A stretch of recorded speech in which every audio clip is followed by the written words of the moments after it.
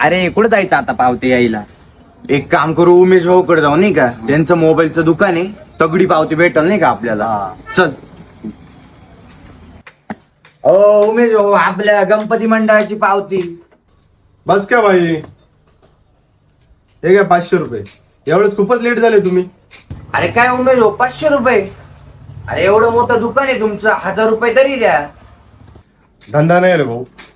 काय दादा, फोन घेतला तू? हो. कुठं घेतला? अहो ऑनलाईन घेतला ना. दादा, ज्या हक्काने तुम्ही स्थानिक दुकानदाराक वर्गणी मागा येता ना, त्याच हक्काने ना स्थानिक दुकानदाराक वस्तू घेत जा. आम्हाला थोडं बरं वाटतं. अरे हा तर विचारच नाही केला आपण.